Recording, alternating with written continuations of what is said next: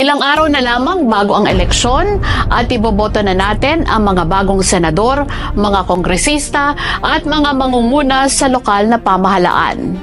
Pipiliin na sa darating na eleksyon ang mga mamumuno na inaasahang lulutas sa mga mabibigat na problema ng bansa.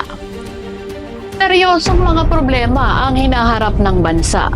Pangunahin dito ang malabis na kahirapan. Malaki rin ang problema sa peace and order o paglala ng krimen, mga nakawan at patayan. Problema sa food security. Patuloy sa pagtaas ang presyo ng mga bilihin, kulang pa. Umaaray na rin ang mga Filipino sa mataas na singil sa kuryente at tubig, pero palpak naman ang mga serbisyo. Tila walang umiintindi sa tamang regulasyon ito. Bakit nangyayari ito? Dahil hindi maayos ang ipinatutupad ng mga batas at mga regulasyon. Tila may napapaboran pa ang malalaking interes ukol dito.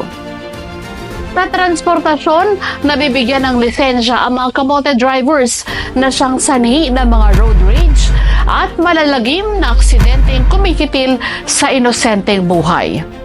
Patuloy ding bumababa ang kalidad ng edukasyon, bukod pa sa kulang sa classrooms, teachers at teaching materials. At kahit pa ipinagmamalaki ng gobyerno ang batas sa universal health, wala pa ring access ang marami sa libreng pagpapagamot. Hindi yata nagkakatotoo ang universal health care sa atin. Kulang din ang trabaho para sa mga Pilipino dahil aabot pa rin sa halos 2 milyon ang walang hanap buhay.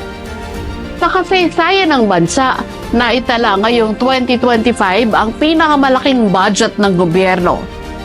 Sa eleksyon, boboto tayo ng 12 senador bilang karagdagan sa 12 iba pa na nananatili pa sa pwesto. Ang 24 na senador na ito ang inaasahang lulutas sa seryosong problema ng populasyon ng bansa na halos saabot na sa 117 milyong Pilipino.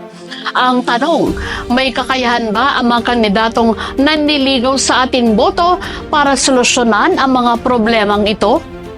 Sa kabila ng mabibigat na problema at mga isyong ito, walang inaatupag ang mga namumuno ngayon sa gobyerno kundi magbangayan, magbenggahan at unahin ang kanilang pamumulitika. Paano naman ang interes ng taong bayan? Kaya sa pagpili ng iboboto, dapat tayong maging matalino. Tanungin natin ang ating sarili kung ang iboboto ba natin ay competent o may kakayahan at katangian na dapat sa pwestong tinakbuhan?